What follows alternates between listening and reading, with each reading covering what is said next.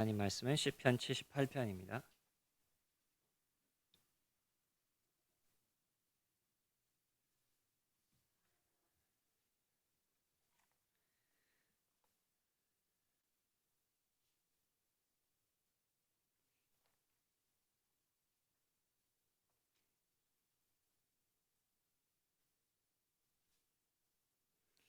저희 78편 후반부 34절부터 읽겠습니다.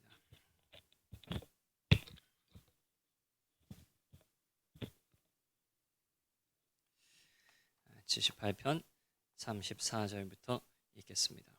하나님이 그들을 죽이실 때에 그들이 그에게 구하여 돌이켜 하나님을 간절히 찾았고 하나님이 그들의 반석이시며 지존하신 하나님이 그들의 구속자이심을 기억하였도다. 그러나 그들이 입으로 그에게 아첨하며 자기 혀로 그에게 거짓을 말하였으니 이는 하나님께 향하는 그들의 마음이 정함이 없으며 그의 언약에 성실하지 아니하였음이로다.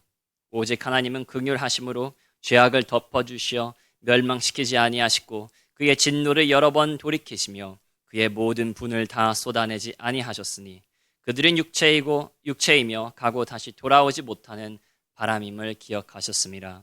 그들이 광야에서 그에게 반항하며 사막에서 그를 슬프시게 함이 몇 번인가. 그들이 돌이켜 하나님을 거듭 시험하며 이스라엘의 거룩하신 이를 노엽게 하였도다. 그들이 그의 권능의 손을 기억하지 아니하며 대적에게서 그들을 구원하신 날도 기억하지 아니하였도다. 그때에 하나님이 애굽에서 그의 표적들을 소환들에서 그의 징조들을 나타내사 그들의 강과 시내를 피로 변하여 그들로 마실 수 없게 하시며 쇠파리 떼를 그들에게 보내어 그들을 물게 하시고 개구리를 보내어 해하게 하셨으며 그들의 토산물을 황충에게 주셨고 그들이 수고한 것을 메뚜기에게 주셨으며 그들의 포도나무를 우박으로 그들의 뽕나무를 서리로 죽이셨으며 그들의 가축을 우박에 그들의 양떼를 번갯불에 넘기셨으며 그의 맹렬한 노여움과 진노와 분노와 고난 곧 재앙의 천사들을 그들에게 내려 보내셨으며 그는 진노로 길을 닦으사 그들의 목숨이 죽음을 면하지 못하게 하시고 그들의 생명을 전염병에 붙이셨으며 애굽에서 모든 장자 곧 함의 장막에 있는 그들의 기력에 처음 것을 치셨으나 그가 자기 백성은 양같이 인도하여 내시고 광야에서 양떼같이 지도하셨도다. 그들을 안전히 인도하시니 그들은 두려움이 없었으나 그들의 원수는 바다에 빠졌도다.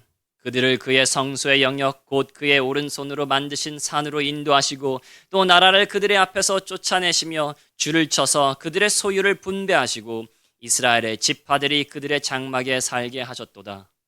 그러나 그들은 지존하신 하나님을 시험하고 반항하여 그의 명령을 지키지 아니하며 그들의 조상들같이 배반하고 거짓을 행하여 속이는 활같이 빗나가서 자기 산당들로 그의 노여움을 일으키며 그들의 조각한 우상들로 그를 진노하게 하였으매 하나님이 들으시고 분내어 이스라엘을 크게 미워하사 사람 가운데 세우신 장막 곧 실로의 성막을 떠나시고 그가 그의 능력을 포로에게 넘겨주시며 그의 영광을 대적의 손에 붙이시고 그가 그의 소유 때문에 분내사 그의 백성을 칼에 넘기셨으니 그들의 청년은 불에 살라지고 그들의 처녀들은 혼인 노래를 들을 수 없었으며 그들의 제사장들은 칼에 엎드러지고 그들의 과부들은 애곡도 하지 못하였도다.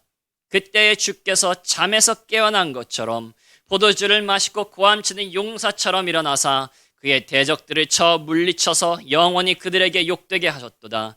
또 요셉의 장막을 버리시며 에브라임 지파를 택하지 아니하시고 오직 유다 지파와 그가 사랑하는 시온산을 택하시며 그의 성소를 산의 높음같이 영원히 두신 땅같이 지으셨도다.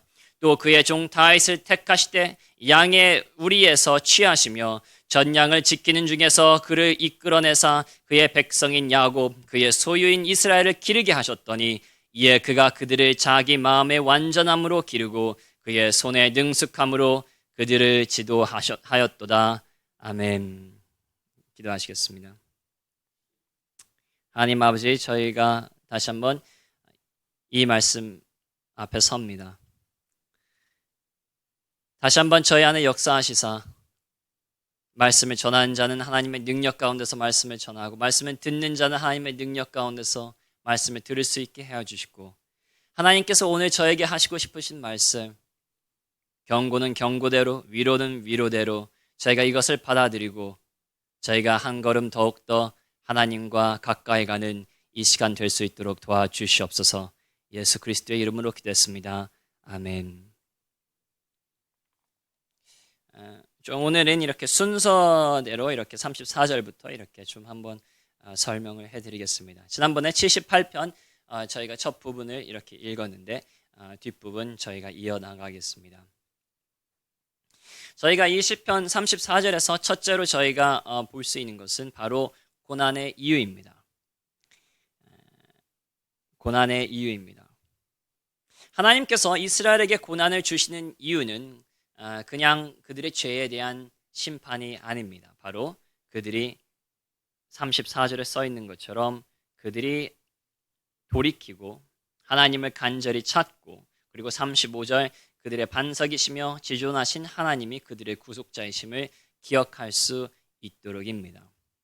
하나님께서 고난을 주시는 이유는 많은 이유가 있겠죠. 하지만 적어도 이 시편이 지금 강조하고 있는 것은 그들이 죄에 마땅한 심판을 받았을 뿐만 아니라 그들이 이 고난을 받은 이유는 바로 그들이 이스라엘이 하나님을 간절히 찾을 수 있도록, 그리고 그들이 자신의 반석과 구속자 되신 하나님을 기억할 수 있도록입니다.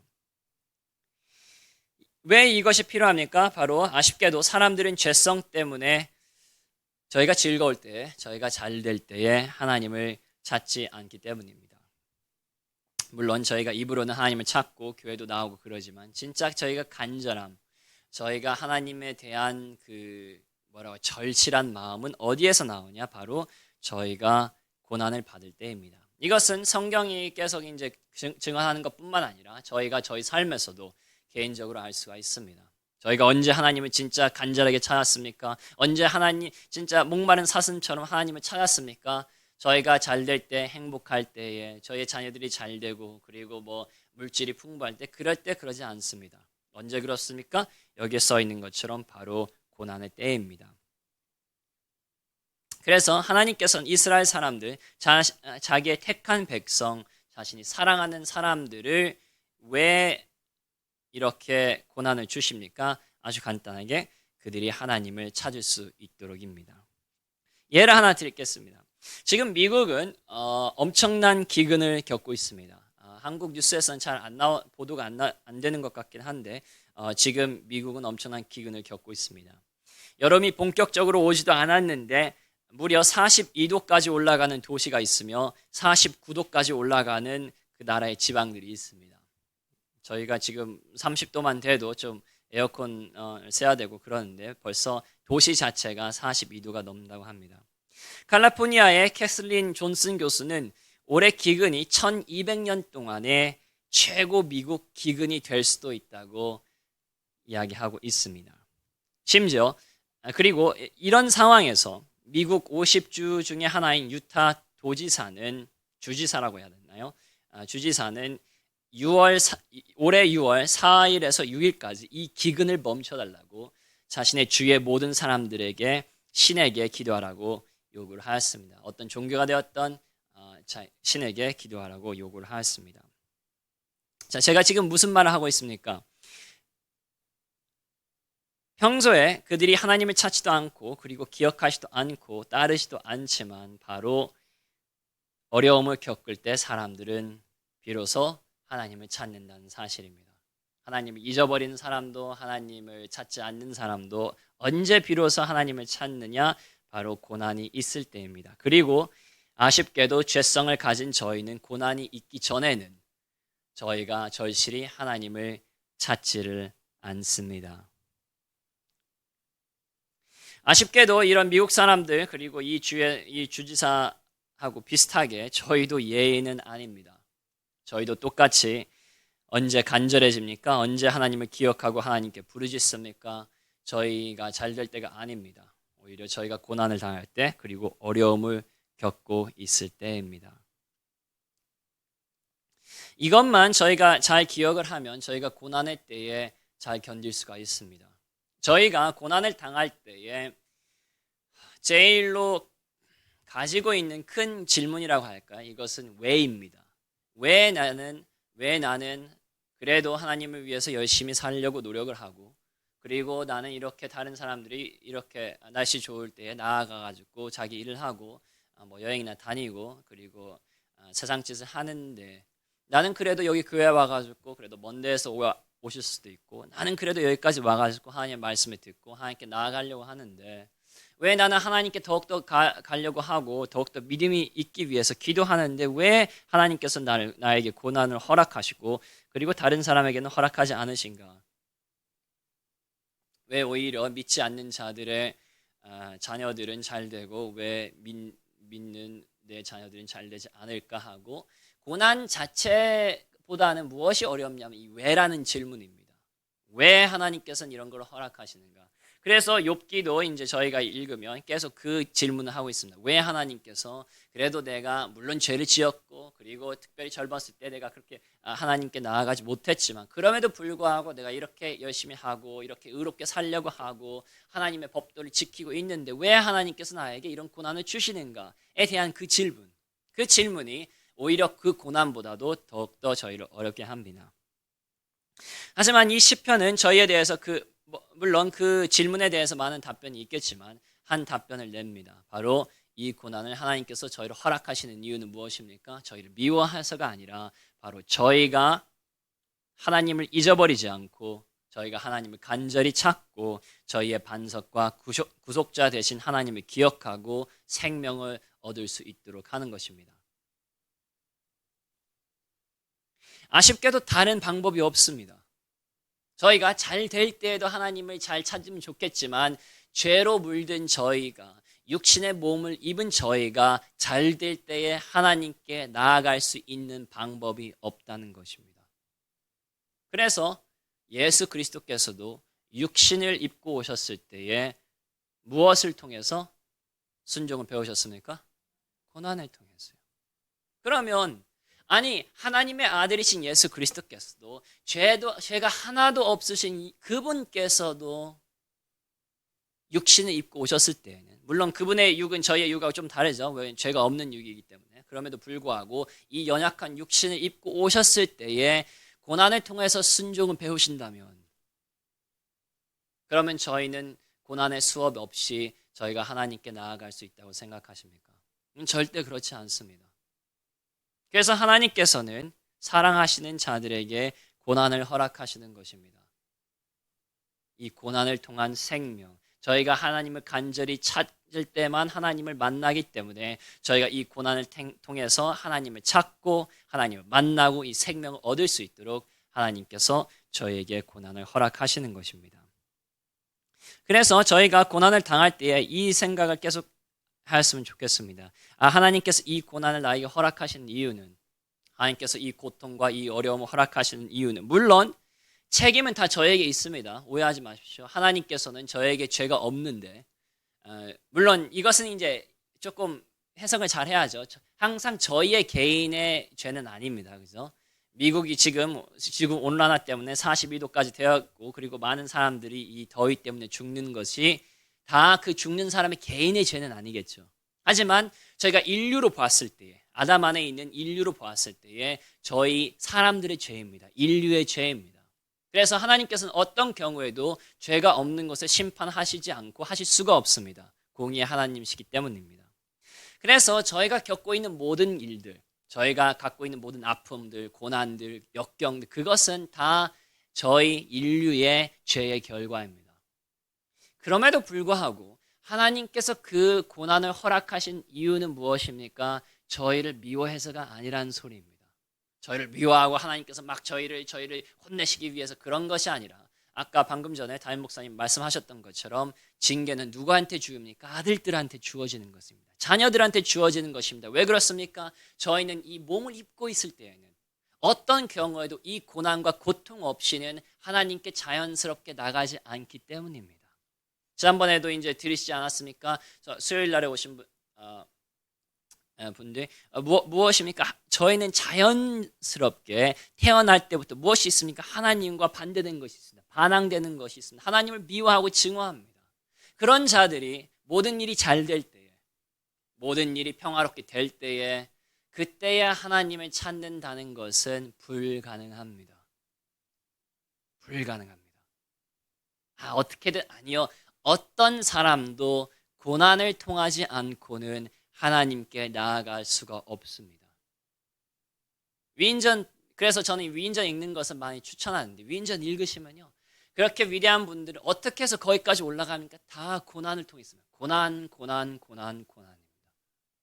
그냥 어렸을 때부터 잘 되어가지고 쉽게 되어가지고 믿음 잘한 사람 이 세상에 아무도 없습니다. 계속 강조하는 것처럼 그리스도께서도, 거룩하신 그리스도께서도, 하나님의 아들이신 그리스도께서도 그 고난 없이 하나님께 나아갈 수 없으셨다면, 순종할 수 없으셨다면 저희 또한 당연하지 않겠습니까?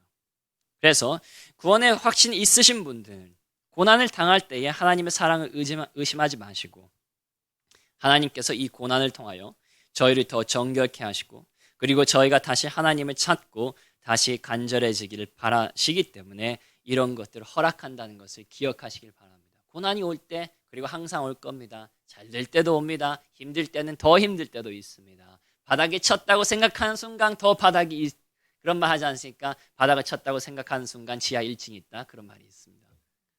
근데 맞는 말입니다. 고난을 당하고 이 정도면 끝나지 않았을까 했을 때 더 내려갈 때가 있습니다. 하지만 그때에도 기억하시길 바랍니다. 하나님께서는 저희를 미워해서, 하나님께서는 저희를 거절하시기 때문에, 하나님께서는 저희를 꼴도 보기 싫어서 그런 고난을 허락하시는 것이 아니라 그리스도께서 걸으신 그 십자가의 도를 똑같이 걷게 하시기 위해서, 여기 오늘 말씀처럼 저희가 간절히 하나님을 찾기 위해서 저희의 반석과 구속자 되신 하나님을 저희가 기억할 수 있도록 그 고난을 허락하시는 것이니, 그 가운데 불평하지 마시고 감사 가운데서, 기쁨 가운데서 하나님을 찾으시길 바랍니다. 자, 저희가 이 시편에서 두 번째로 볼 수 있는 것은 바로 구원받은 자들과 그리고 구원받지 않은 자들의 차이점입니다. 구원받은 자들과 그리고 구원받지 않은 자들의 차이점입니다. 36절을 보시죠. 35절부터 다시 한번 보실까요? 하나님이 그들의 반석이시며 지존하신 하나님이 그들의 구속자이심을 기억하였도다. 그러나 그들이 입으로 그에게 아첨하며 자기 혀로 그에게 거짓을 말하였으니 이는 하나님께 향하는 그들의 마음이 정함이 없으며 그의 언약에 성실하지 아니하였습니다. 자, 구원받힌 이스라엘 백성은 어떻게 하였습니까? 어려울 때 그들은 하나님을 찾았습니다.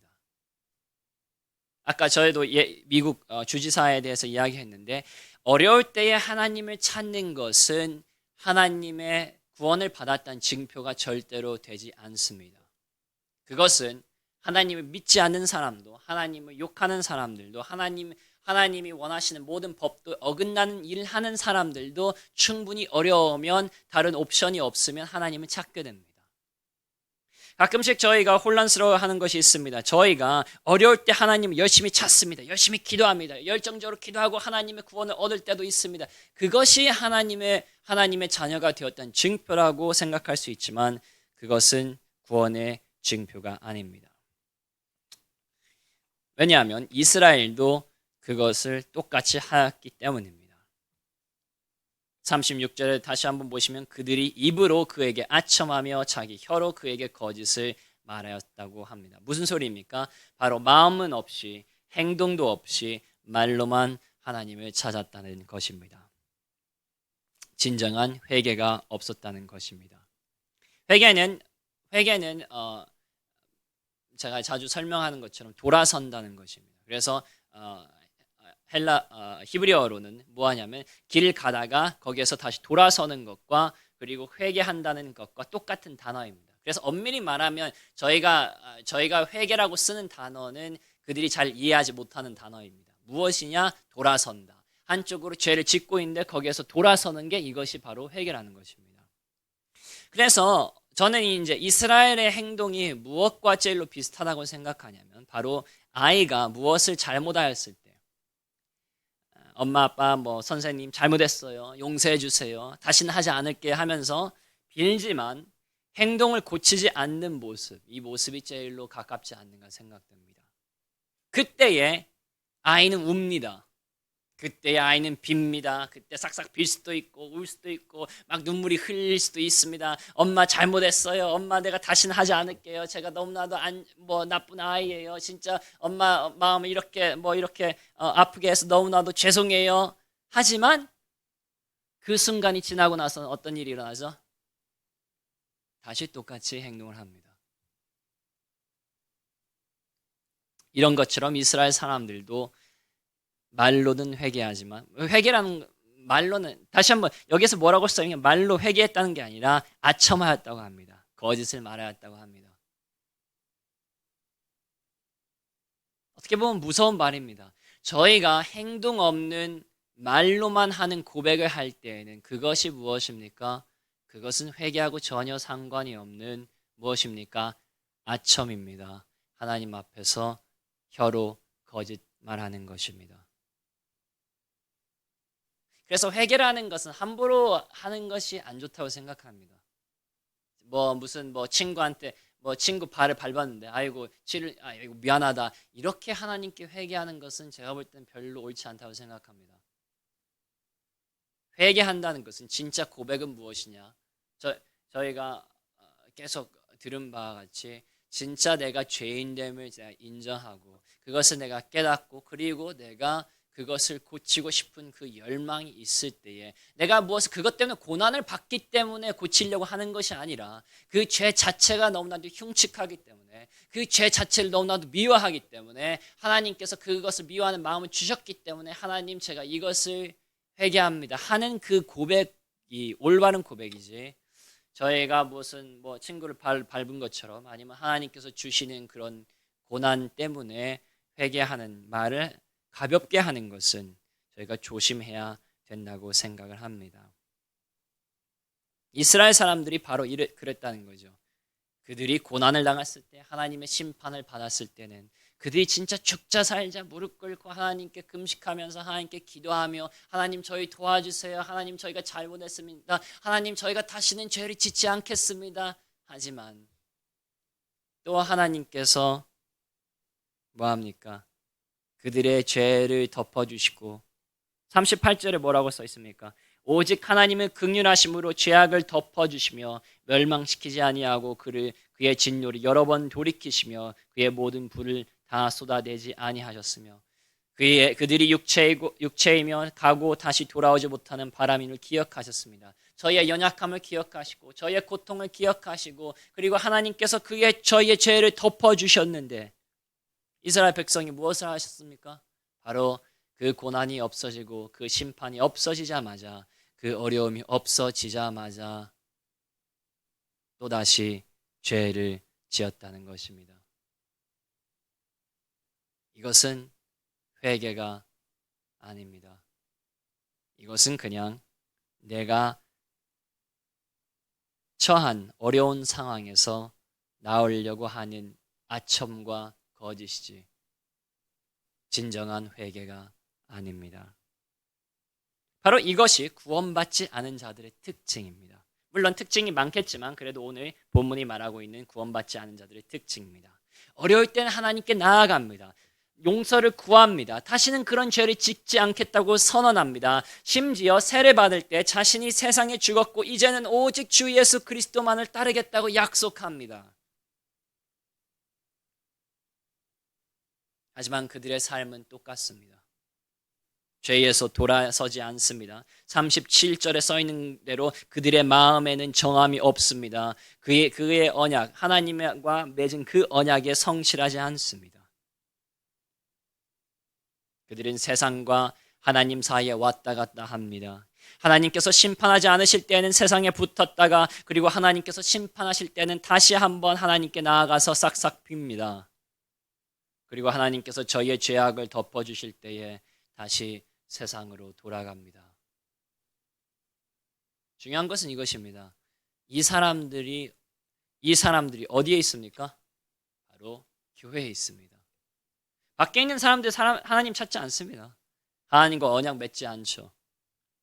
그리스도를 따르겠다고 약속하지도 않습니다. 이 이야기는 지금 이스라엘의 민족에 대해서 이야기하는 것입니다. 선택받은 자들, 하나님의 은혜를 받은 자들, 하나님의 백성이 된 자들, 애굽에서 구출된 자들. 나는 교회에 나오기 때문에, 나는 열심히 하기 때문에 나는 이런 사람이 아니다 라고 생각하는 것은 저희의 착각일 수도 있다는 것입니다. 구원받지 않은 사람들은 교회 안에 있습니다. 그리고 가끔씩 똑같이 기도를 합니다. 똑같이 고백을 합니다. 똑같이 회개 기도를 합니다. 똑같이 눈물을 흘립니다. 똑같이 세례를 받고 똑같이 그리스도에 대한 열정을 가지겠다고 다짐하고 똑같이 하나님 나는 다시는 그러지 않을게요 라는 말을 합니다. 근데 그들은 37절 말씀처럼 마음에 정함이 없고 그의 언약에 성실하지 않아서 고난이 없어지는 순간 다시 한번 그들은 똑같은 죄를 짓습니다. 그럼 반대로 구원받은 자들은 무엇이 있습니까? 그들은 먼저 정함이 있습니다.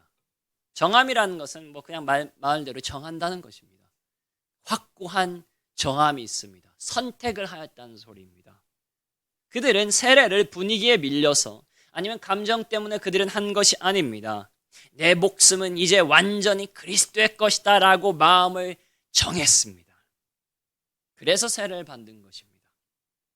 그리고 이것에는 흔들림이 없습니다. 물론 그들은 구원받은 자들도 일을 잘할 때도 있고 못할 때도 있습니다. 하지만 그들은 항상 하나님을 위하여 일하고 있습니다.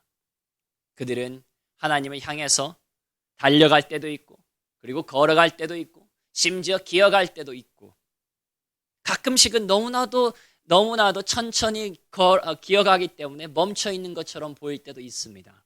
하지만 그들은 방향을 틀어서 세상을 향하여 가지 않습니다. 정했기 때문입니다. 한번 선택했기 때문입니다. 그리고 비슷한 말이지만 그들은 언약의 37절 말씀처럼 언약에 성실합니다. 그리스도의 피로 맺은 언약, 저희가 세례받을 때에 맺은 언약, 저희가 입으로 시인한 언약, 저희가 하늘과 땅 앞에서 하나님과 천사들 앞에서 사람들 앞에서 성도들 앞에서 맺은 언약, 성찬식을 할 때마다 기어가는 이 새 언약을 그들은 성실하게 지킵니다.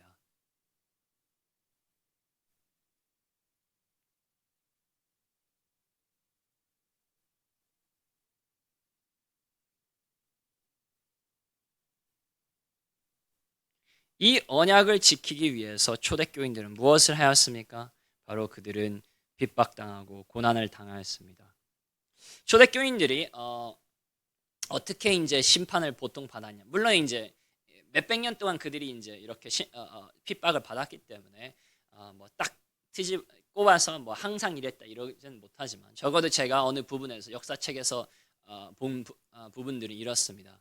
그들이 보통 이제 그리스도인이라고 해서 바로 잡혀가는 게 바로 죽는 게 아니라 어떻게 되냐면 그들이 잡혀가서 이제 그때는 시장이라고 할까요? 이제 시를 대표하는 사람과 그리고 무슨 그 나이 드신 장로들 그리고 사람들 앞에 이렇게 재판을 합니다. 그리고 재판을 하고 이제 이렇게 죄에 대해서 묻습니다. 너 우리가 이렇게 들었는데 네가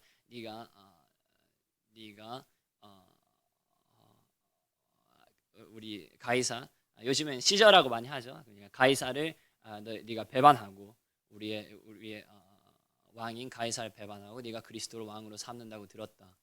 그렇게 들었는데 그것이 진짜냐 아니냐 그것을 이제 분간하는 것입니다. 그래서 실제로 그들이 거기에서 무엇만 하면 되었느냐 아주 간단합니다. 그들이 딱 한마디만 하면 됩니다. 가이사는 주. 가이사는 주. 딱 두 단어만 하면 그 사람들 풀려납니다. 두 단어만 하면 거기에서 압수되었던 모든 재산도 다시 돌려주고 다시 위치도 돌려주고 그리고 그들은 모든 핍박을 면하게 됩니다. 딱 두 단어입니다. 근데 순교당한 자들은 마음의 정함이 있었기 때문에,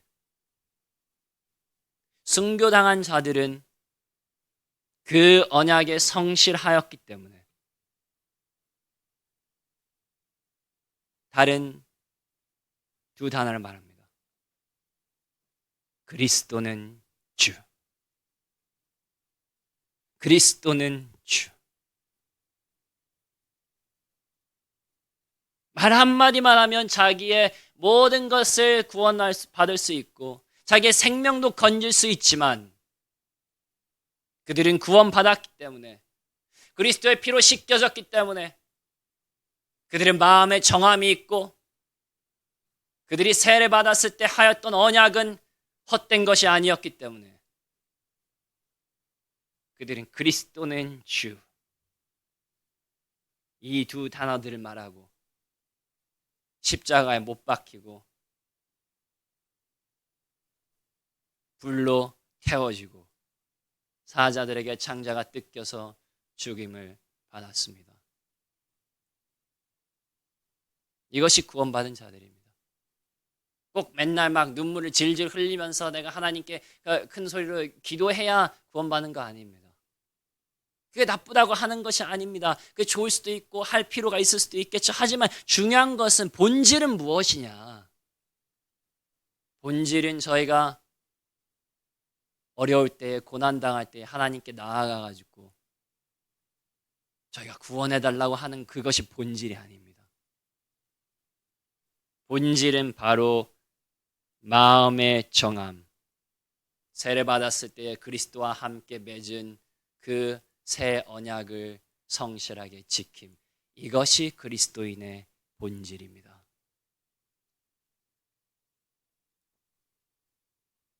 저희는 그런 심판대에서, 사람들이 와가지고 저희를 죽이려고 하는 심판대에서 가이사르는 주, 그리스도는 주, 이 둘 중에 하나를 선택하지는 않습니다. 하지만 중요한 것은 이것입니다. 저희는 저희의 삶에서 그리스도는 주라는 시인을 하고 있습니까? 저희는 마음의 정함이 있기 때문에 하나님께서 어떤 고난을 나에게 주셔도, 어떤 어려움을 나에게 허락하셔도, 내가 가진 모든 꿈을 하나님께서 부인하셔도 내가 그리스도께서 걸으셨던 그 십자가의 길을, 내 작은 십자가를 지고 걸어야 된다고 하여도 마음의 정함이 있기 때문에 이 언약, 어찌 그리스도께서는 자기의 피로 세운 언약, 하나님께서 구약 시대부터 수천 년 동안 준비하셨던 이 언약, 하나님께서는 영원토록 이 언약을 깨시지 않을 텐데 나는 어떻게 이 언약을 깰 수가 있느냐 하고 언약을 성실히 저희가 매 순간 지키고 있습니까?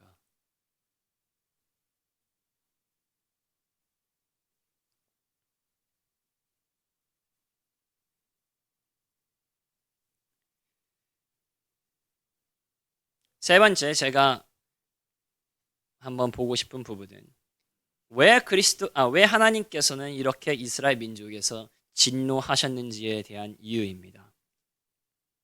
왜 하나님께서는 이렇게 이스라엘 민족에서 진노하셨습니까? 바로 그들에게 주어진 은혜가 많았기 때문입니다.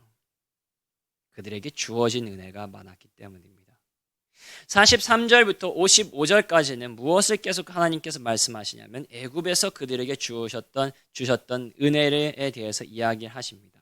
기적과 이사들, 계속 보시면 애굽에서 그의 표적들을 하시고, 44절부터 보시면 강과 시내를 피로 변하시고, 쇠파리 떼와 개구리를 보내시고, 토산물과 황충에게 주시고, 메뚜기에게 주시고, 그리고 우박과 서리로, 그 다음에 번갯불로, 49절 보시면 맹렬한 노여움과 진노와 분노와 고난 곧 재앙의 천사들을 그들에게 내려보내셨으며 진노로 길을 닦으사 그들의 목숨이 죽음을 면하지 못하게 하시고 그들의 생명을 전염병에 붙이셨으며 애굽에서 모든 장자 곧 함의 장막에 있는 그들의 기력의 처음껏, 이 장자들 말하는 거죠. 기력의 처음껏 치셨으나 그가 자기 백성은 양같이 인도하셔내시고 광야에서 양떼같이 지도하시고 안전히 인도하시고 그리고 원수는 바다에 빠뜨리시고 그의 성소에 영역고 그의 오른손으로 만드신 산으로 인도하시고 또 나라를 그들의 앞에서 쫓아내시며 그들의 소유를 분배하시고 이스라엘 지파들이 그들의 장막에 살게 하셨도다. 하나님께서 애굽에서 쭉 하신 그 기적들, 그 이사들, 하나님의 그 놀라운 기적들, 어떤 나라도 어떤 민족도 한 번도 이런 구원을 받지 않았지만 그들을 위해서 하나님께서 그들을 온전히 구원하시고 그리고 어디까지 이끄셨느냐? 바로 하나님의 산까지 이끄셨다. 그리고 약속의 땅까지 주셨다는 것에 대해서 이야기를 계속 하십니다. 이런 은혜를 받았는데도 불구하고 하나님을 그들이 버렸기 때문에 하나님께서 진노하신 것입니다. 하나님께서는 이유 없이 진노하신 것이 아닙니다. 하나님께서는 그들을 위하여 너무나도 많은 것을 주었고 너무나도 많은 은혜를 주었고 하나님께서 한 번도 하지 않은 모든 이사와 기적들을 그들을 위하여 하셨는데도 불구하고 그들은 배은망덕하게 하나님을 배반하였기 때문에 하나님께서 그들을 향해서 진노하셨다는 것입니다.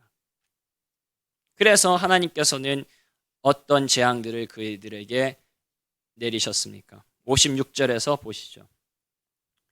그러나 그들은 지존하신 하나님을 시험하고 반항하여 그의 명령을 지키지 아니하며 그들의 조상들 같이 배반하고 거짓을 행하여 속이는 활같이 빗나가서 여기서 속이는 활이라는 것은 무엇이냐면 이제 옛날에 활이 있잖아요.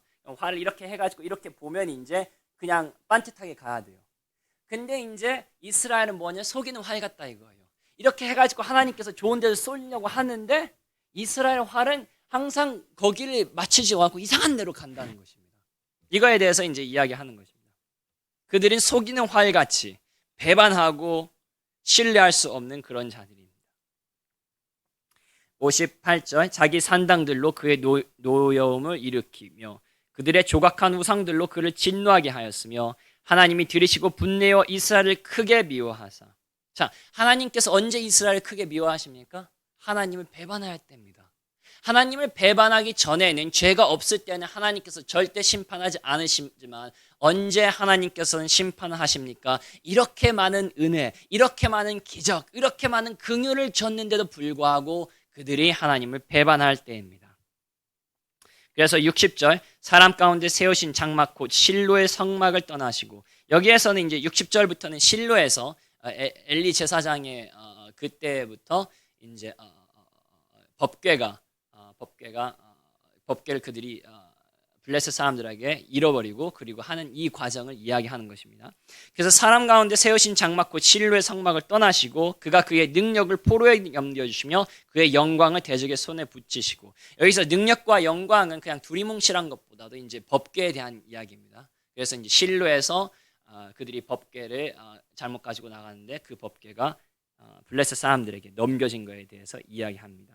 그가 그의 소유 때문에 분내사 그의 백성을 칼에 넘기셨으니 그들의 청년은 불에 살라지고 그들의 처녀들은 혼인 노래를 들을 수 없었으며 그들의 제사장들은 칼에 엎드러지고 엘리의 아들들에 대해서 이야기하는 것입니다. 그리고 그들의 과부들은 애곡도 하지 못하였습니다. 그래서 엘리의 며느리가 아이를 낳고 나서 죽었다는 그 이야기에 대해서 지금 시적으로 표현을 하는 것입니다.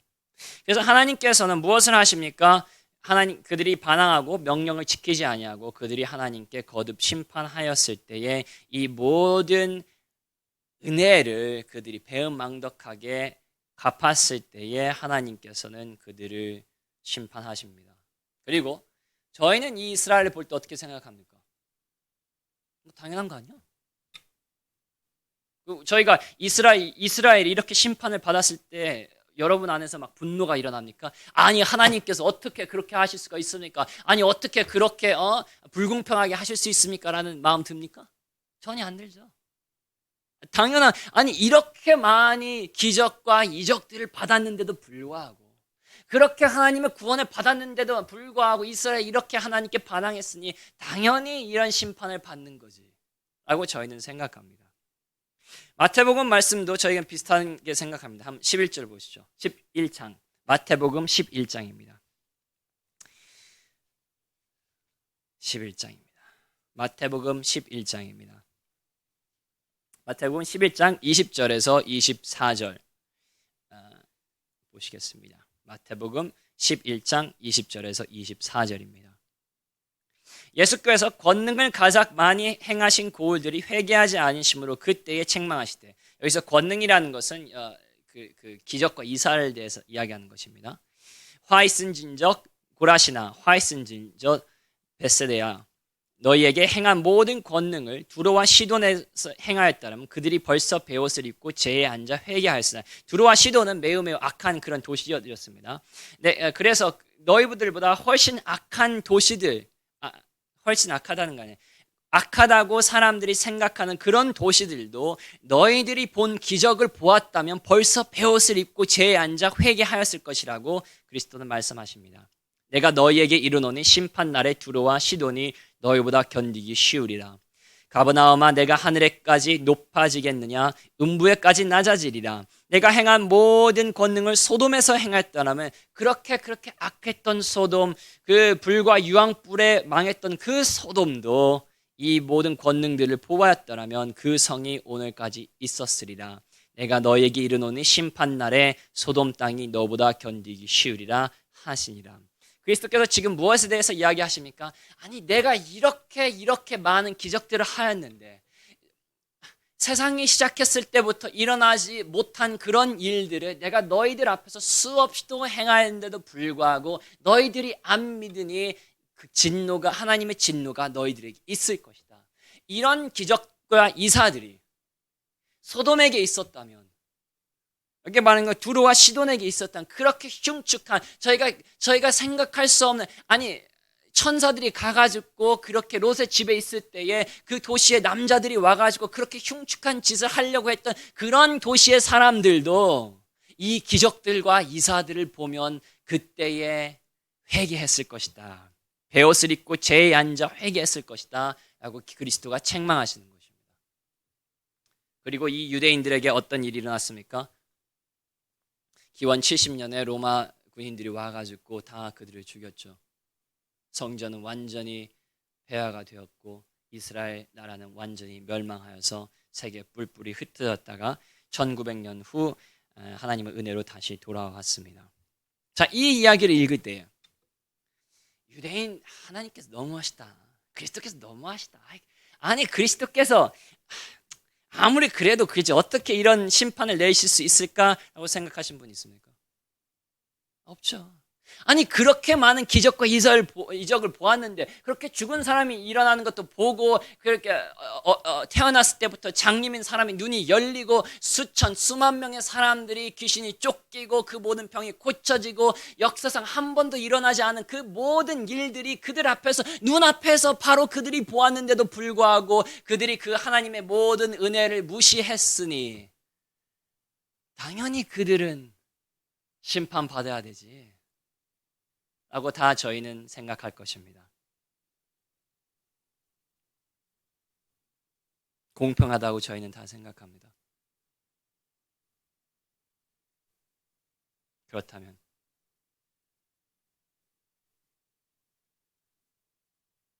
저희는 어떻습니까? 그들이 받은 기적보다, 이스라엘 민족이 받은 기적보다 저희는 덜 받습니까?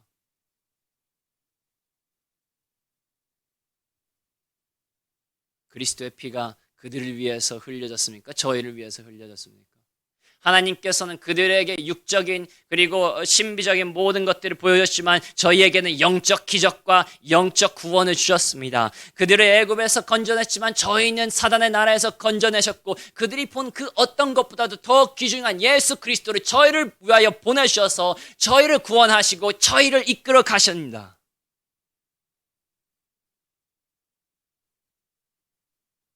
그들이 받은 은혜보다 저희가 받은 은혜는 비교도 할 수 없을 정도로 너무나도 놀라운 것입니다. 그리고 또 하나, 지금 주님을 향한 교회처럼 하나님의 말씀을 있는 그대로 받는 교회가 얼마나 됩니까? 솔직히 말합시다. 저도 뭐 물론 다른 데에서 많은 훌륭한 목사님도 계시고, 그리고 저희보다 더욱더 복음을 잘 전하는 곳도 있겠습니다. 하지만 전체적으로 보면 복음은 참 요즘에 희귀합니다. 참 희귀한 세상입니다. 성경 다 읽죠. 성경 몇 구절 읽고 그 다음에 뭐 합니까? 자기가 말하고 싶은 것, 자기의 속에서 하고 싶은 것, 자기가 생각하는 것, 자기의 관념, 자기의 생각, 자기의 상상, 계속 이런 걸 하죠. 저도 영국 갔을 때 얼마나 교회 나오면서 많이 울었는지 몰라요. 그때 이제 자전거 타고 다녔는데, 자전거 타고 교회에서 집에 오면서 거기 캠브리지에 있는 모든 교회들은 다 돌아다녔을 겁니다. 얼마나 많이 울었는지 모릅니다. 얼마나 화나는지 몰라요. 하나님의 말씀 몇 절 읽고 자기가 원하는 거 30분 40분 이야기 다 끝납니다. 복음이 없어요. 여러분 얼마나 많이 복음을 들으셨습니까? 수년 동안 매번 오실 때마다 복음. 저희가 목회자들이 한 번이라도 여러분이 듣고 싶은 이야기를 한 적이 있습니까? 맨날 여러분에게 거슬리지만 그래도 여러분의 영적 건강에 좋은 것들, 여러분의 살리는 말씀들, 하나님께서 원하시는 말씀들, 아무리 두렵고 떨리고 해도, 아무리 여러분이 싫어하는 것을 알면서도 계속 경고하고 하나님의 말씀을 전하는 이유입니다. 죄송하지만 지금 앉아 계신 여러분처럼 이렇게 복음을 많이 들으신 분들 이 한국에 세계에 그렇게 많지 않아요. 물론 아까도 말씀드렸지만 더 잘하시는 분들도 있고 더 진짜 하나님의 말씀을 잘 전하시는 분들도 있지만, 그냥 통체적으로 봤을 때요, 제가 볼 때는 여러분 한 1% 안에는 들어갈 거예요. 상위 1% 안에는 하나님의 말씀을 지금 세상 사람들 말하는 거 아니에요. 교회 안에서 이렇게 하나님의 말씀을 있는 그대로 들으신 분들 아마 1% 안에 들어갑니다, 여러분. 자, 그러면 이제 중요한 질문입니다. 이렇게 하나님의 많은 기적들을 받은 이스라엘 사람들이 그렇게 심판을 받는 것을 저희는 공평하게 본다면, 이렇게 예수 그리스도의 모든 기적과 이적과 그 예수 그리스도의 모든 역사를 부정하였던 그 사람들이 받았던 모든 심판과 저주가 공평하다고 본다면, 저희가 하나님의 말씀을 무시하기 때문에, 저희가 하나님의 말씀에 불순종하기 때문에, 그 말씀을 마음에 받아들이지 않기 때문에, 마음에 정함이 없고 그 언약에 성실하지 않기 때문에 오는 모든 심판이 공평합니까? 공평하지 않습니까? 물론 자기가 당하면 항상 모든 사람은 공평하지 않다고 생각해요. 자기에게 일어나면, 자신이 아프면, 자신이 잘못해서 자신이 아파도 공평하지 않아요. 그렇게 생각하죠. 하지만 객관적으로 보면 매우 공평할 것입니다. 저희같이 은혜를 받은 사람들, 저희같이 하나님의 말씀을 매일 듣는 사람들, 저희같이 하나님의 복음을 듣는 사람들이 하나님의 그 막강한 진노를 다 받아도 저희는 찍소리 할 수가 없습니다. 그만큼 저희가 받은 영적 선물은, 영적 축복은 이스라엘 민족과도 말도 할 수 없을 정도로 위대하기 때문입니다. 하나님께서 가르치시는, 저에게 선포하시는 복음을 받아들이거나 거절하는 것은 친구가 나에게 사탕 줄 때 먹겠어 안 먹겠어 하는 그런 선택이 아닙니다. 하나님의 은혜를 그렇게 받으면서도 복음을 거절하는 사람에게는 성경에 기록된 대로 그만큼 심판을 받을 것입니다.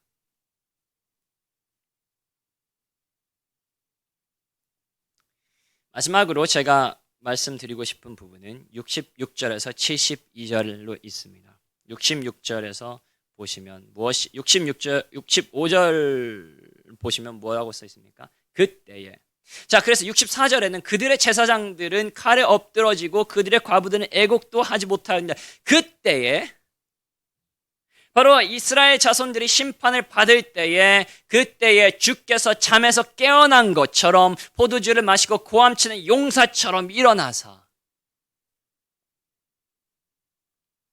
그의 대적들을 쳐 물리쳐서 영원히 그들에게 욕되게 하셨도다.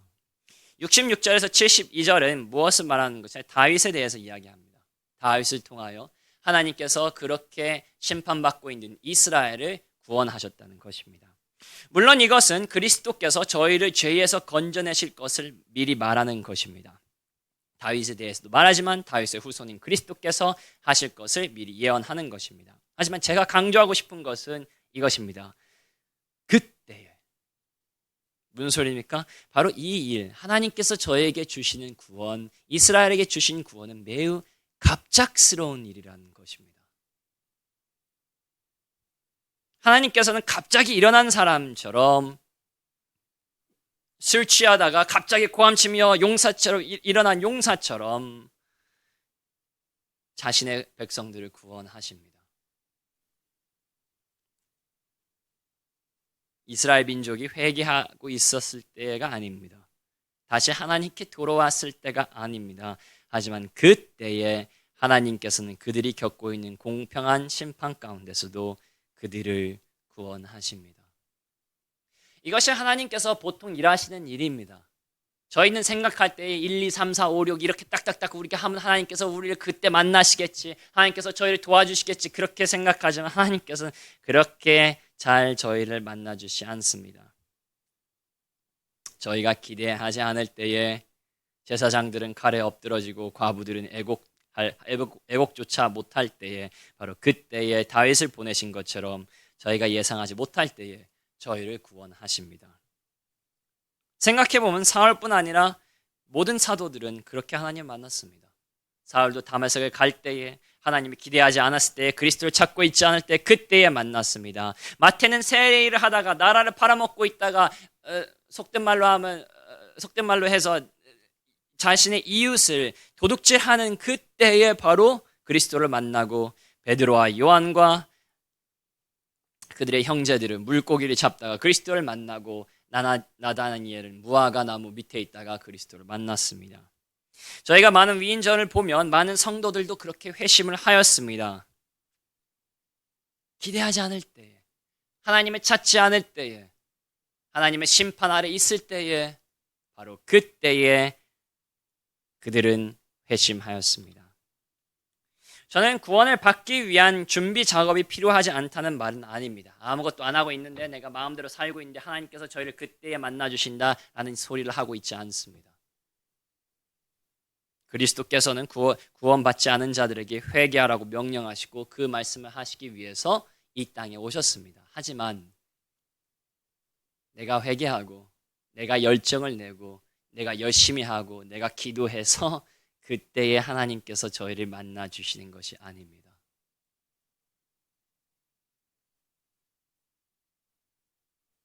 저희 다 언제 구원을 받았었습니까? 언제 이 교회에 와가지고 저희가 하나님의 복음을 들었죠? 저희가 그렇게 하나님을 열정적으로 찾고 있었을 때입니까? 뭐 비상적으로는 그렇게 할 수도 있겠죠. 어디 단체에 가서 어디 교회에 가서 열심히 일한다고 하지만 실제로 교회는 다니지만 실제로 저희가 하나님을 찾고 있었습니까? 아니면 내 행복과 내 축복을 찾고 있었습니까?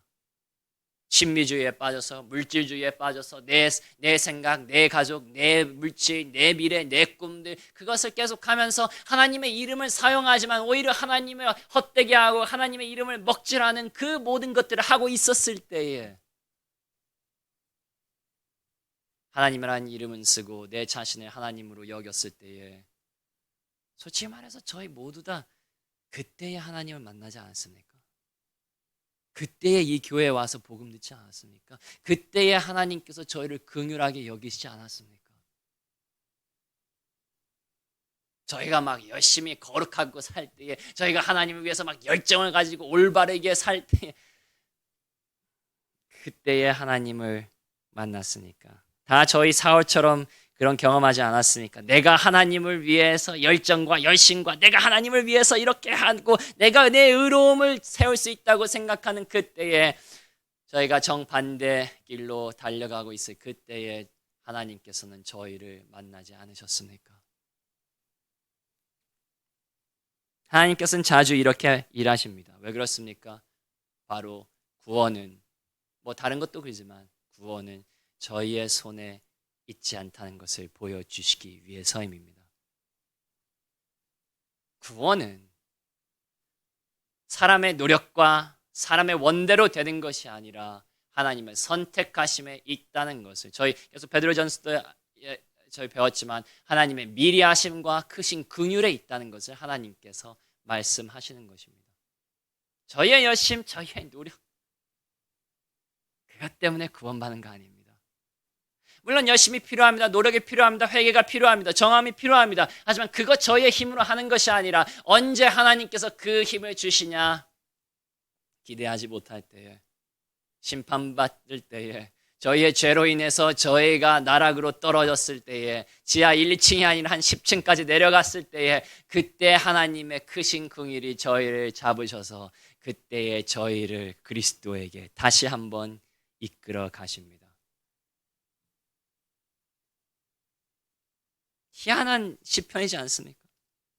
75절까지 64절까지는 뭐라고 합니까? 그들 이스라엘의 반항에 대해서 그들의 심판에 대해서 계속 이야기하다가 갑자기 무슨 뜬구름 잡은 것처럼 그때에 하나님께서 일어나셔서 그들을 구원하셨다. 이게 저희 모든 사람들의 구원의 열정이 아닙니까? 내가 하나님을 찾을 때가 아닙니다. 내가 하나님을 몰랐을 때에 연약할 때에 원수되었을 때에 하나님을 증오하고 미워하고 하나님의 심판과 진노 아래 있었을 때에 바로 그때에 하나님의 은혜로서 하나님의 긍휼로서 저희가 구원을 받았다는 소리입니다. 이스라엘 사람이 그렇게 구원을 받았고 저희도 구원을 그렇게 받았다는 소리입니다. 왜 이 이야기로 끝납니까? 첫 번째, 구원받지 않은 분들에게 말씀을 드립니다. 너무 내 뜻대로 내 시간에 따라서 구원받지 못한다고 너무 절망하지 마시길 바랍니다. 하나님의 때에 하나님께서는 반드시 하나님의 긍휼과 하나님의 은혜에 따라서 여러분이 됐건 여러분의 자녀들이 됐건 여러분의 부모가 됐건 하나님의 뜻이 있는 모든 사람들을 그때에 주께서는 잠에서 깨어난 것처럼 한순간에 그들을 구원하실 것이니 나를 구원하실 것이니 낙심되어도 왜 나는 이렇게 기도하는데 구원이 일어나지 않느냐 생각되어도 낙심하지 마시고 끝까지 견디시길 바랍니다. 구원 받으신 분들은 기억하시길 바랍니다. 언제 저희가 구원받았습니까? 언제 저희가 그 지옥불에서 건진받았습니까? 바로 이때입니다. 그때에 기대하지 못했을 때에 저희가 심판 아래 있었을 때에 저희가 사단의 자녀였을 때에 하나님의 원수되었을 때에 그때에 저희가 하나님께서 저희가 잘한 것은 아무것도 없을 그때에 하나님께서 저희를 건져내셨다면 진짜 저희가 구원받는 하나님의 자녀들이라면 저희가 아무리 실수해도 저희가 아무리 실패해도 저희가 아무리 미끄러지고 저희가 아무리 낙담하여도 저희가 아무리 우울하고 절망하여도 저희가 아무리 세상에 대해서 짓밟히고 눌려도 나는 틀렸구나. 더 이상 나에게는 희망이 없구나 하는 바로 그때에 하나님께서는 저희를 다시 구원하실 것이니 낙담하지 마시고 우울하지 마시고 인내 가운데서 하나님 한 분만을 바라보시길 바랍니다. 기도하시겠습니다. 하나님 아버지, 저희 다시 한번 하나님께 기도드립니다. 하나님, 이 말씀을 통해서 저희가 많은 것을 점검하고 그리고 감사하기를 바랍니다. 저희가 진정으로 하나님이 원하시는 대로 이 고난 가운데 불평하지 아니하고 이 고난을 통해서 저희가 하나님께로 나아가는 길, 하나님을 찾기 위해서 하나님께서 고난을 허락하신다는 것을 기억하고 저희가 구원받지 않은 자들처럼 정함이 없이 언약의 신실함이 없이 그렇게 살아가는 자들이 아니라 저희가 정함과 그리고 언약 가운데서 신실함 가운데서 살아가는 저희가 될 수 있도록 해주시며 공평하게 오는 하나님의 심판을 저희가 피하며 끝까지 저희를 포기하지 않으시고 저희가 기대하지 않을 때에도 저희를 건져내시며 저희를 구원하실 하나님께 저희의 모든 소망을 두는 저희가 될 수 있도록 도와주시옵소서. 예수 그리스도의 이름으로 기도했습니다. 아멘.